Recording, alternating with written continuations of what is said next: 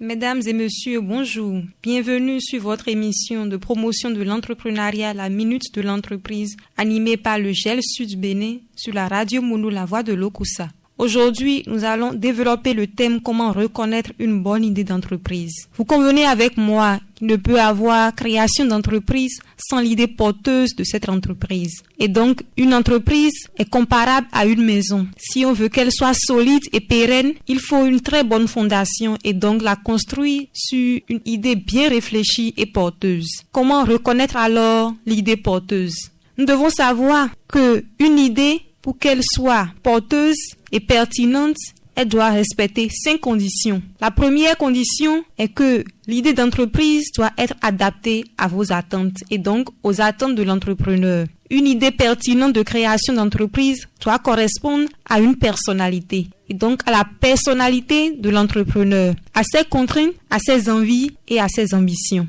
L'idée d'entreprise doit, à un second point, répondre à un besoin. Appelé aussi le point de douleur, cette idée doit combler un manque ou solutionner un problème existant identifié. Le troisième point que doit respecter une idée porteuse d'entreprise est qu'elle doit se différencier des solutions existantes et apporter une valeur ajoutée supplémentaire au client. Ce bénéfice client peut être plus important ou différent. Il faut donc comprendre par là que créer une entreprise suppose qu'il faut être innovant et donc se différencier de ce que fournissent les concurrents ou de ce qu'il y a déjà sur le marché. La quatrième caractéristique que doit respecter une idée porteuse d'entreprise est qu'elle doit être en adéquation avec le marché.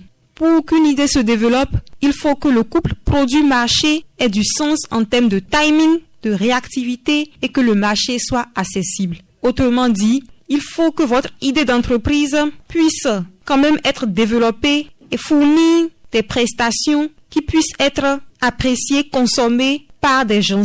Et donc des gens qui sont là pour consommer votre produit.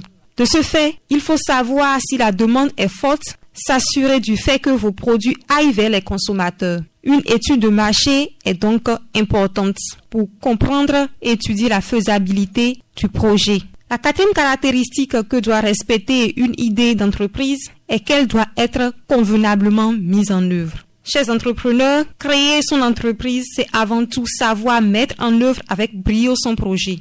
90% de la réussite de votre projet se trouve dans la qualité de l'équipe fondatrice et le travail abattu. En tant qu'entrepreneur, vous devez savoir que la qualité de l'idée est certes importante, mais elle ne représente que 5% environ des facteurs de réussite de votre projet. Et donc, avant de pouvoir se lancer, chers entrepreneurs, avant de pouvoir choisir une idée d'entreprise, il faut vous assurer que cette idée respecte les 3 points que nous avons abordés, à savoir qu'elle soit adaptée à vos besoins, à vos attentes et à votre personnalité. Il faudrait que l'idée réponde à un besoin existant sur le marché.